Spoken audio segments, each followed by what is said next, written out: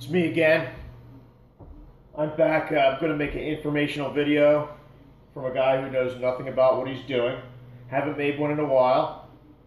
Today we're doing it in the kitchen, which probably isn't making my wife too happy, but my garage is a mess. So that's not really making her very happy either. But either way, I already made a sump pump wire repair video in the past. Unfortunately, the person who borrowed my sump pump last did not heed my warning about not lifting it from the cord, and they became detached. So at this point, I actually had to get a little bit more creative in fixing it. So it's a pretty simple procedure as far as taking it off. There's 4 nuts. I use a nut runner and a impact, and they just zip right out. That quick, that easy. Then you're done. Now at this point we can take off the top, and inside the sump pump, I'm just gonna bring us over here. As you can see, there's oil in there, and we want to make sure that the oil does not spill, because it needs to be in there for the purpose of keeping the motor from overheating. That's a special kind of oil.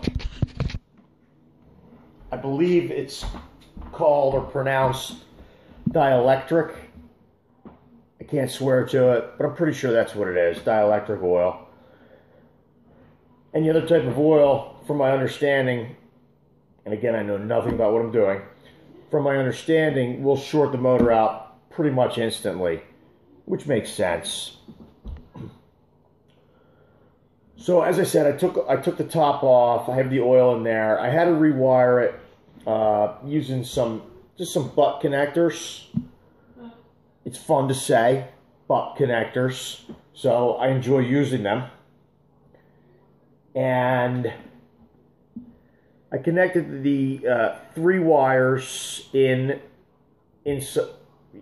are all contained inside this sleeve that I made over them to keep them dry and again keep it from shorting out the motor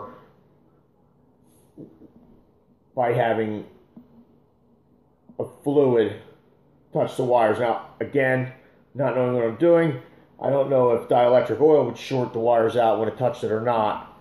I'm going to guess no. The breaker trips, I'll say I was wrong.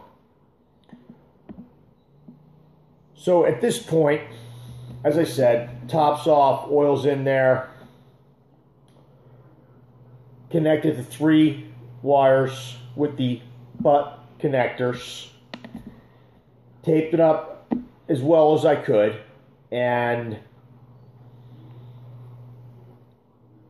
the next step was really to make sure that at this point, before I go much further, I want to see that the motor works. Quite frankly, there was 2 black wires and I didn't mark them, so I had to guess which one went where. About to see if my guess was right. The motor's running. I feel air coming out where the water would be moved, so it looks good. We're right where we want to be. From this point, I'm going to go to another step. I'm going to pause this video. I'm going to make a part 2, as there's been a bit of trial and error, and I'm now going to give something new a shot. I'll see you in just a few minutes.